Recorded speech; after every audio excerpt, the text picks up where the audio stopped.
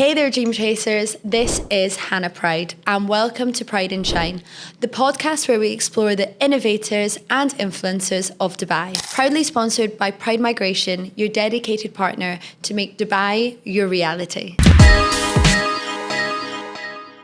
Welcome to the show, Jimmy and Danny, founder of Candy Pay, the new crypto payment systems that have come to Dubai. Welcome. Thank you. Yeah, thanks for having us. More than welcome. I love your hat. I really like that you've got the branding straight on point. Yeah, I thought I'd wear it today just to get the name out there, even more than we are doing so now. I mean, guys, you've absolutely smashed social media over the last few weeks. You've put together a great networking group and you've got the videos out. What's made you start that when you've moved to Dubai? I think moving to Dubai, when we first got here, we were throwing ourselves at every single networking event there is known to man. And I suppose the quality just wasn't there. Yeah. I think you can get quite caught up in pushing yourself and spending a lot of time in all these different networking events, but I think you lose the ROI. I think there's a lot of talkers in Dubai. Huge. And I think you've got to kiss a lot of frogs to find the network that's right for you. 100%. So I think we created the group with our other business partners so that we can vet everybody that comes into it. We can organically grow one another's business within that group so that everybody's actually getting some kind of quality leads. 100%. And I think it's key what you've said there. You're helping each other. Yeah. Have you found collaborations really grown you when you guys have come to Dubai? Yeah, I think so. It's nice as well because sometimes you can collaborate with someone that might have been here for 5 years. So their network naturally is a lot bigger. They've done their own vetting processes, etc. And they sort of learn about what you do, and then all of a sudden their mind starts pinging off. Yeah. And that's the thing about Dubai, isn't it? Where like everyone wants to help one another, and it's very much a two-way street. 100%. It's like the penny drops, isn't it? Yeah. And do you not think as well that when you first probably came to Dubai, you met all these people like, we do this, and you were getting probably nothing back? Yeah, nothing back. Yeah. But I think the collaboration part, it's very different to how you do business in the UK. 100%. I think everybody in the UK is trying to steal one another's business. Who can get the cheaper rates? Who can do the better deal? But out here, you're not really scared of collaborating with people because you build a collaboration with someone, build that relationship, and it doesn't really matter if someone's a little bit cheaper. You've got that relationship, and they'll stay with you. So that's new for us, but it's something that we think can grow in the right direction. 100%, and I think it's about utilising the people around you because I know within the business I work in, sometimes I'm a lot more expensive, so I'll say like, go use this person and we'll still work together. We'll just offer them and say it's going through a different business to give them the cheaper price rate. And I think you guys will know especially this. In Dubai, you're speaking and meeting with people from complete different backgrounds, complete different way of business, whereas in the UK, you're probably working with mainly British people that live there. Yeah. So I bet you have to use people depending on the type of client that's coming through. How would you guys say you've even been able to adapt to that so fast, moving from London, and being within banking and wealth, to now into Dubai, which is a lot more floating, I would say? I think we've just been ourselves. Yeah. It sounds strange, but we were quite shocked. When we first got here, everyone kept saying to us, oh, you're really nice, genuine guys. And we were just like, okay. It's like we're just us, just being normal. And I think, again, there is a lot of, Dubai is great, but there is that side to it where people are trying to fake it a lot, and it's just a bit of weird. Sometimes we'll go out and people try and impress us. And I'm like, mate, I don't know you. I'm not fast. I just want to know about you. I don't care if you got into Bitcoin in 2011 and you have millions. Why have you felt the need to tell me this in the first 3 seconds? So it's just a bit strange. So we were just sort of going into meetings, being ourselves, explaining who we are, what we do. I think the fact we're brothers was nice. A lot of people were like, that's pretty cool. So I don't know. It's just, we've not really gone into it with an agenda or trying to think, well, this person's from XYZ. I need to change the way I approach this. Yeah. We're just going in with we've got a good product, we're genuine people, and let's do business. I think when I first met you, I think that's what I remember the most, like how genuine your brothers. Hence why I was about to introduce you as the Candy Bros. Because I was like, I just remember them being brothers in Candy Pay. And I think it is like a key aspect that anyone moves to Dubai, that they meet people and it's like, why do you say that as the first thing, like how much money you've got or how much your businesses are going to generate this year when we didn't ask. But I think it's people's insecurities rub off and then they just lie. Yeah. And then I say it to everyone on this show or anyone listening, like your key, like your unique self and your first in what's the word I'm looking for? Your first instance with someone is what remembers you for like your whole period in Dubai. Impressions. Yeah, your first impressions. That's the word I'm looking for. So if you come blabbing, people are like, "Who's that?" And the thing is, with our business model, we don't frown upon startup businesses or large institutions because where we consult an array of businesses that are turning over 5 figures to 8 figures. Sometimes, because of the fee difference, these businesses can generate us the same kind of revenue. Yeah. So it doesn't matter if a business is a blue chip company or a startup. We give them the same energy. 100%. And I think you've came out at the right time because with the new agendas from Dubai, obviously they're looking to have 30 or I think 80, I can't remember, it's one of the two, unicorn companies. So you're coming in at the time where all these companies, startups are growing at such an accelerated rate like you guys are. How do you think you're being able to like differentiate the people that you are like, they're actually going to send me business or they're just sitting and telling me how much money they're going to do and then they send me no business? Again, I think we approach everyone pretty similar. We won't necessarily judge and think, well, this one said that one said that, but actions speak louder than words is is cliche, but it's so true. So we have like an actual process in order for you to become a client, and as soon as the sort of nitty gritty is needed, off they go, and it's just one of those things. It's quite funny actually. We have a 2-page form, which is literally what does your business do? What's the name of your company? How much do you transact? What currencies do you need? And that really does sniff out the bullshit because if someone's not going to spend 15 minutes to fill out that form, then I don't think they're going to be turning over any numbers. Do you not think it's weird why people are so scared of KYC forms? It's the same with us trying to get like a property. They're like, I don't fill that out though. And I'm like, you're buying a huge property. You're buying, like, we need to know this. No, I can't tell. Just leave it. It's weird how everyone's just terrified of them. I know. We do get it, but obviously all of our partners are regulated. So as soon as someone mentions that, oh, I've got this, but I can't share this, we just say we can't deal with you. 100%. I think everyone's from previous like 5-10 years ago back in Dubai when cash was king and you didn't really need to ask questions to now. People are like, this is so weird, but it's definitely for the better.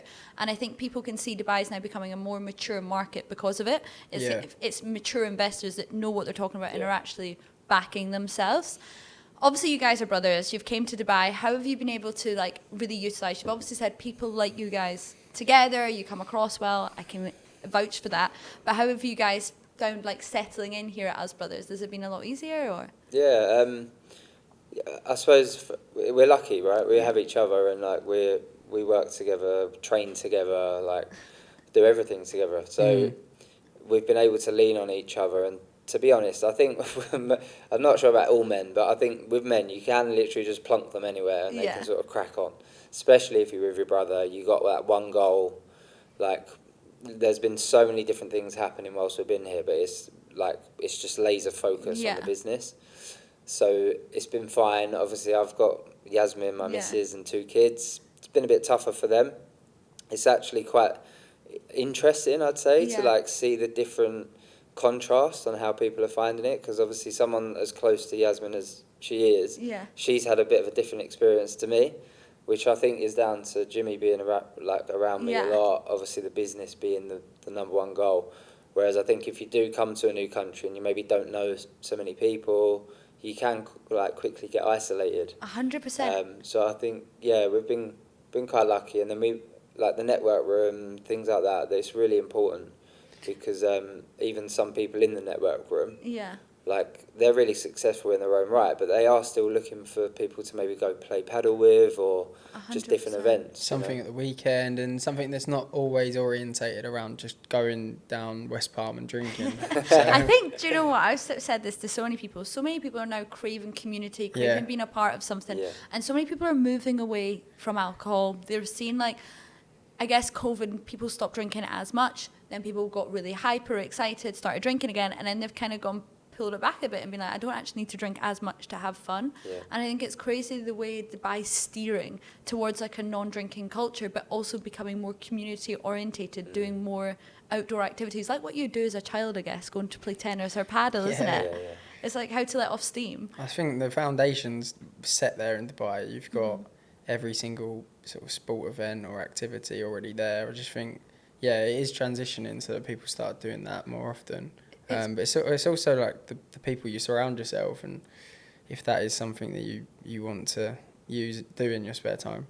100%. When you say the people you surround yourself, how would you then define like these are good people for any entrepreneur, someone that's listening to this being like, I'm starting up, but I don't know if I'm around the right people. A lot of people speak about they go through the lonely stage, being like, I've kind of grown out my friends that I used to maybe go drinking and everything with, to now being like, I feel like I've got no friends, to then finding your group again. Like how you guys are guys, and obviously right now there's a huge like conversation worldwide being like, what's happening with guys? Like, are they lonely? Is there something wrong with them? Like, how have you guys? I'm just over a year sober, and Danny's nearly 19 months. Yeah, wow. And I think we were just saying this the other day. There's a big transition. So for us, when you stop drinking, you sort of kind of think, what are your hobbies? Yeah. Because it's not, I don't want to go and watch football down the pub anymore, and I don't even want to be in a pub anymore. Yeah. So you start sort of thinking, what actually do I like?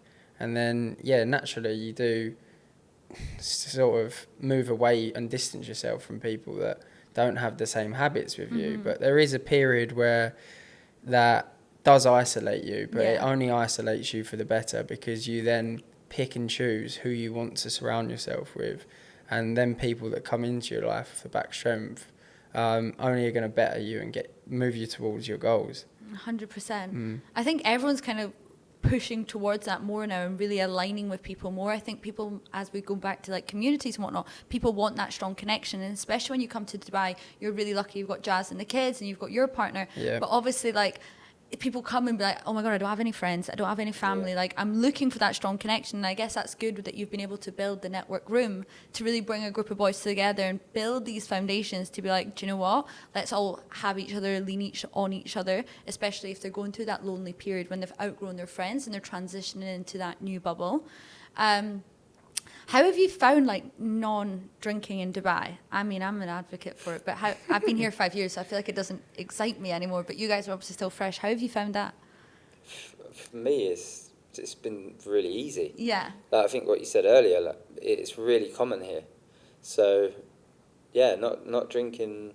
I mean, it's actually weird if you go out for a meal, or certainly the meals we go out with and the people that we mingle with, even though some of them do drink, it's very, very normal for everybody to just grab a soft drink. Of course. You're just there to have a nice evening, have a nice, like, enjoy the food, etc. So again, I think it's just the choices that you make, whatever interests you.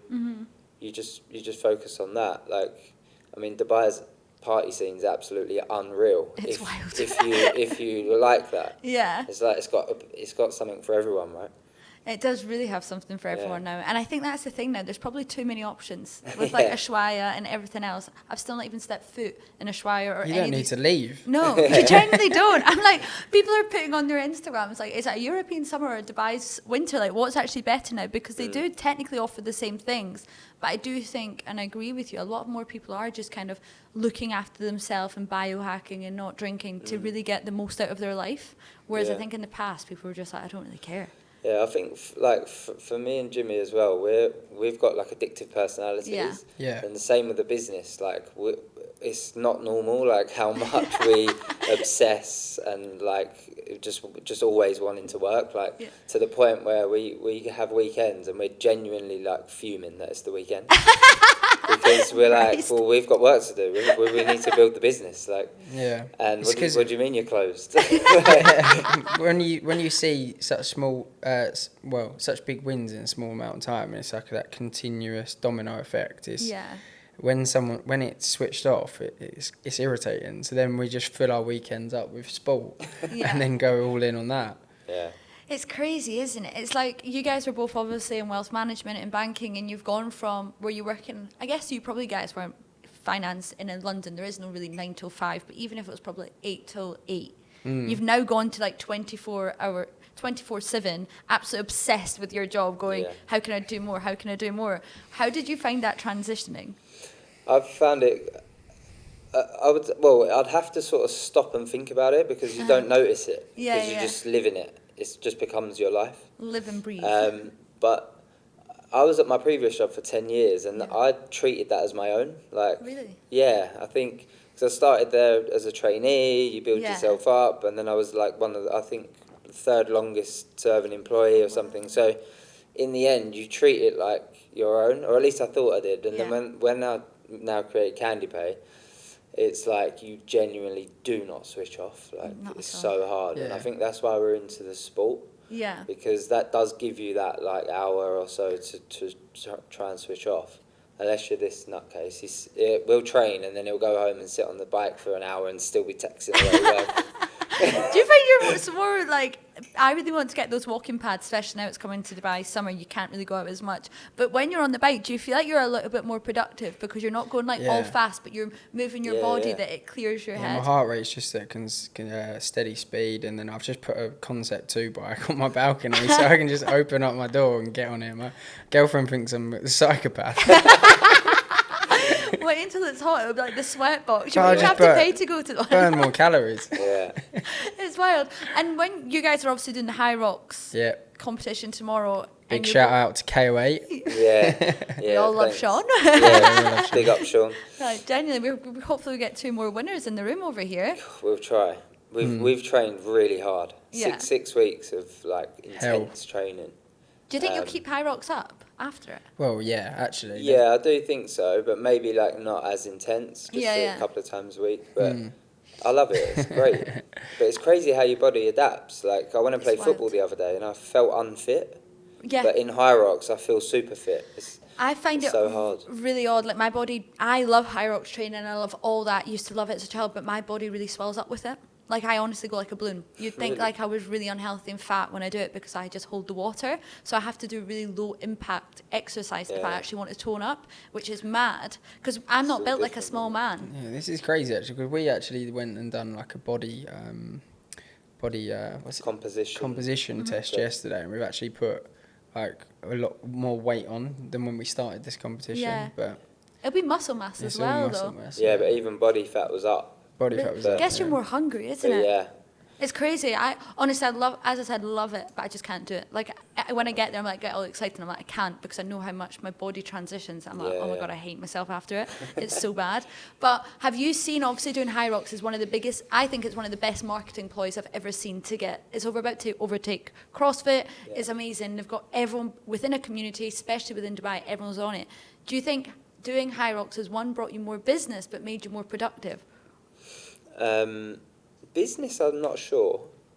There's no one I can sort of think of, but one thing I can say is that if you've got that discipline in you to be going and training that hard, you've already won. Like like we train at 8, and then at 9:30, it's like well, the day's won. Yeah. So you're already in that good state of mind. Yeah. Like, I hate rest days, because I genuinely feel horrible. Yeah, because you feel like you've not done anything. I don't. Obviously, you need them to just recover a bit, but you feel sluggish. You don't really feel great. So I like the fact that we just get up and train. I think it will transpire into business. You win the day, you win the morning. There's nothing else that will come across you that is as hard as that. Yeah. So if you're negotiating with people, you're trying to win deals, you're having an awkward conversation with a client, or you're trying to push something in your direction that you want to you want to win or you want the best outcome, then you kind of got that confidence behind you, because no one can take that grit or that hard work away from you. Again, like, we'll be training hard and someone will be like a few meters ahead of him, and we're running together, and all of a sudden he just starts sprinting. You're and like then me, when I catch up, Just he was like, pushing yeah, it no, away. I had to win. I mean, that's how you're good at business, though, because Yeah. it is that mentality of an entrepreneur. It's Yeah. like, I always say when you're an entrepreneur, especially in Dubai, you're not, as we said at the start, you're not always fighting with people or like competing with people. You want everyone to do well, but you also have that like inner lion that you're like, I'm going to get in front of you. You got that. Yeah. You can But see just the not be nasty about it. A great- Could be like, come on with me. See ya. Yeah, a great example was the Burj to Burj. Yeah. We done the half marathon, but we literally booked it the day before. We hadn't trained at Wow. all, and we were like, we'll just do it. It'll be fun. So we arrived, and then we're sort of looking at each other, and I could tell what he was thinking. He could tell what I was thinking. And then we were like, we're gonna go for it. And then we just went, and we were overtaking everyone. It gives you that like, Yeah. thinking, yeah, I'm doing good. And then in the end, like, we got an amazing time. And the funny thing is he's like a much better runner than me. Yeah. So he was like 2 meters ahead, and I was just staring at his back, like Pacing. just chasing him the whole way. And he was just off. It was good fun. It But was really good A fun. lot of people love that Bird to Bird. I really need to it do was it. good. Yeah, it was a good event. It was a little quiet, like Really? the streets in terms of like a normal Guess it's a mental game, half isn't it? marathon. But well, if you're just chasing someone, it's not bad. It's not great that I've got "keep up" tattooed on the Yeah. back of my leg.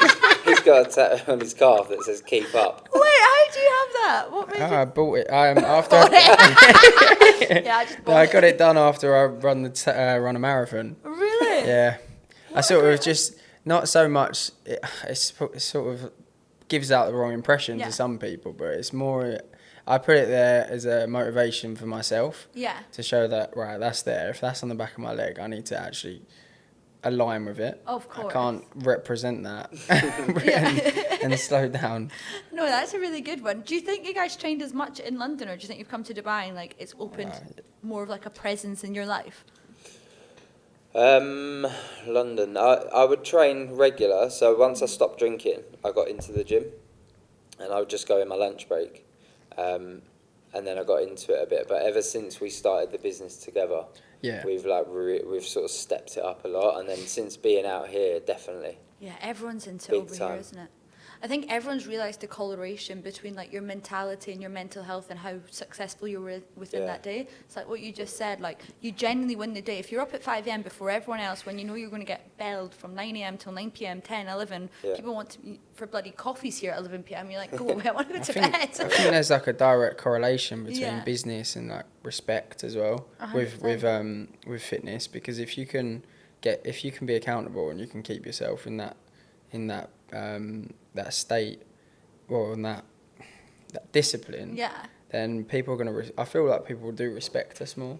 Yeah, for sure. Yeah, we're often getting people like following a few like stories on Insta and stuff, and they're like, "Wow, you two are at it!" Yeah. Like we see you in the gym, and then you're posting about the business. What do you do? Like people that don't know, they want to know. Yeah. The ones that already know, they're like, because we're in their face with it. I think they're like, "Oh, I've got a friend. I must introduce you." 100%. I think anyone that's an entrepreneur, especially in Dubai, you have to be like 100 on every single thing, because if not, you get a bit sluggish, then you just can't be bothered doing anything, just Yeah. because everything's so fast paced. And as you said, like you hate when the weekends come because you genuinely blink and it's weekend. Like I can't believe it's Thursday today. I'm like, oh my god, like where's the day I gone? can't believe we've been here for nearly 7 months. I know. Like honestly, we met you when we've At the been very here start. for like a month or so. But then it It's also crazy. feels like I've been here for 5 years.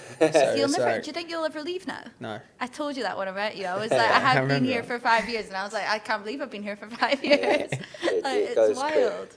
Yeah, it It's hard. does. How have you found the transition? Because obviously you've gone from a very regulated, a very traditional banking system, and you were there, you found Candy Pay to like bridge the gap between crypto and this modern finance and payment systems, etc. But how have you actually found it with moving to Dubai? Now you're 7 months on. Because when I first had the conversation with you, it was fresh. You're like, we're navigating this. I think we've grown into the market. We've definitely got a lot more presence in the UAE. We're getting a lot of referrals from people. I think reputation is there, Yeah. and we've been, like I said, really pumping social media so Yeah. that people can dive deep into our lifestyle, see us personally, so that they can, because we haven't been here for a long time, I think it's important to show that so that people can trust us, they can understand what we do, and try and make it easy to work with. I think we was just discussing how so many deals fall apart because of how complex some of the payments are. It's so complex. So, and I mean, I think it is good that you guys, just to touch on what you're about to say, before you're about to say what you're saying, is I think it's good when you're handling people for such large quantities. People don't really go on my Instagram page and go, Hannah just sells houses. I'm showing them my dog and like horse riding, skiing, because I want them to get to know me. So then they feel like they can trust me when I'm telling them like X, Y, Z. Whereas I love now when I put you guys in the group chat at Strad, I've been like, use these boys, and I can generally go like, look on their Instagram, like they're absolutely sweet. I've already met them, so I'm vouching for you. But your Instagram already shows like that background, and all my clients now follow me on Instagram, and they reply, they'll see me bloody dancing on the tables and very even like, haha, this isn't all the time, but it gives them that they can really see you on both angles. And I think when I now use you guys, I'm like, look at their Instagrams, like you'll have a bit in common, reach out to them. It's quite funny because you'd think that would be the complete opposite. Oh, don't do that, don't let my clients see me in that sort of situation, but you sort of move away from it being a client and a client relationship. It just becomes friendship. 100%. And I think, see, when you're adding value and like working together with such quantities of money, and like that could be someone's whole life savings. I'm like, just go speak to Danny and Jimmy, they'll transfer it, don't worry about them. Like it's just a bot behind. Like people don't want that. People actually, I think in this day and age, people are sick of being sold to, they're sick of not knowing the person. It's kind of going back to the traditional way that we used to see probably in, like our grandparents, maybe when our like parents were younger, when you would go out for dinner with the person that was your mortgage advisor, your banker, and it was like a very in-depth relationship. And I think over the last 10 years it's kind of disappeared, but now everyone wants it back, as going back again to like the community and people wanting to be a part of something. Definitely. I agree fully. We've literally, we live this daily.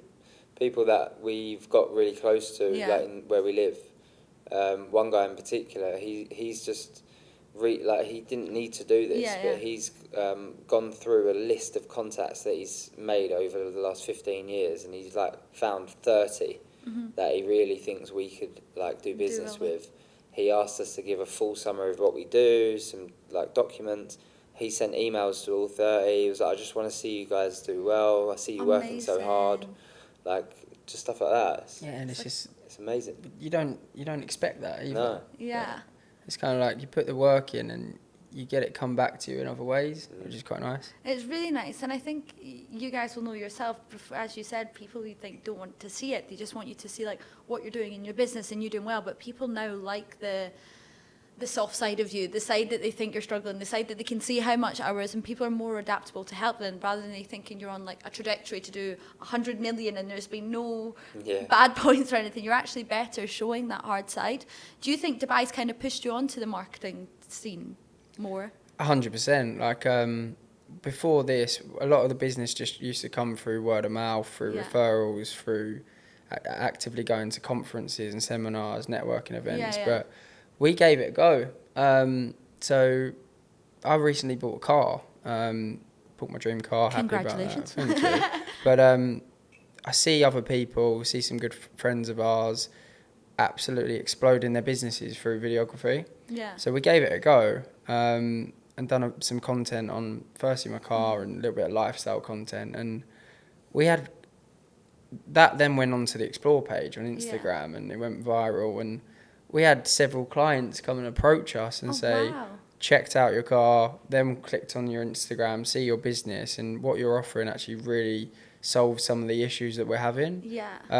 We've then gone on to close deals from that in such a short amount of time, and could never have imagined it going that way because it's all new to us. But Instagram is like the new LinkedIn. I always say it's just like the trendy version. Everyone wants to connect and do business through Instagram, whereas LinkedIn's probably everyone still uses it, but it's a bit more wordy. Whereas at least Instagram's more of like a clip or a video or something that you can kind of connect to better. Sure. It's wild. And how have you been able to really pump your business? Obviously, you're now working with real estate agents. You're working with many. How have you been able to really help people with Candy Payne, like getting the payment systems and crypto and everything? Do you want to go?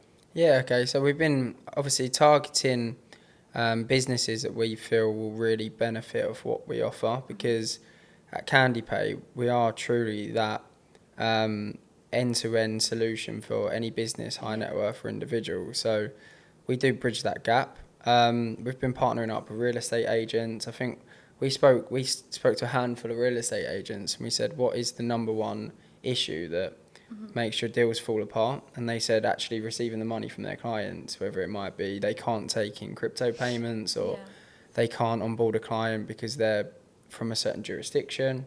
So I think we've identified what we're good at, and we've also identified the markets that are struggling. Yeah. So we've found the solutions, and then we've actively targeted the people that we know have these problems. So we've been going after real estate agents in this situation. We've been going after jewelers who struggle to get their money. We've been going after all different kinds of businesses. And yeah, that's another thing about Dubai, I suppose. In the UK, we were really focused on the industries, which conferences we went to. Yeah.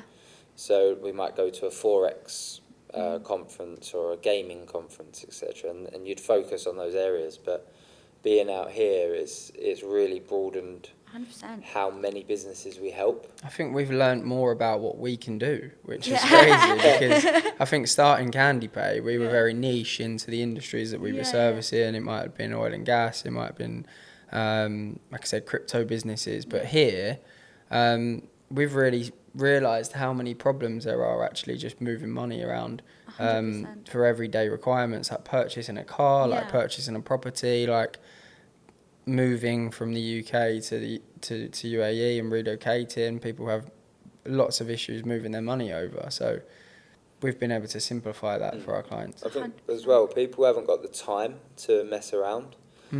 And time kills deals. We spoke earlier. 100%. Time does kill deals. And that's the beauty of us. Like, a lot of the businesses we go into and help, they have teams of like resources there, sat there, money, time, trying to find the right solutions.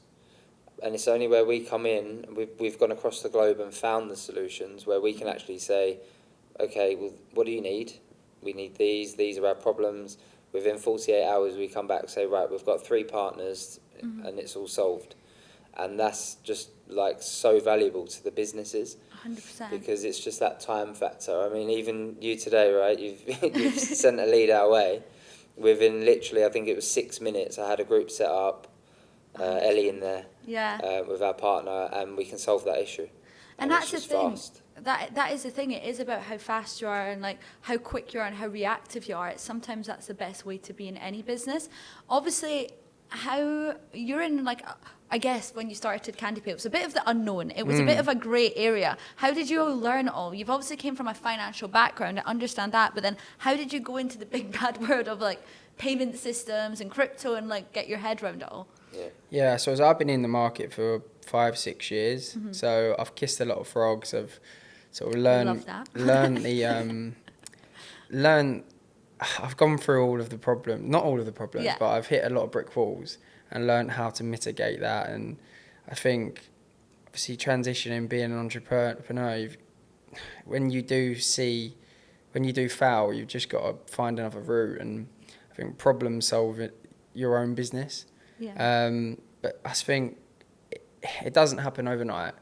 So what we were just discussing about us acting with speed, for some businesses trying to solve these issues, it can generally take them months on end, and they may be overpriced. The solutions may not fail, but generally, because we've had so much time in the market, something that may take someone else 3 months can take us 3 minutes.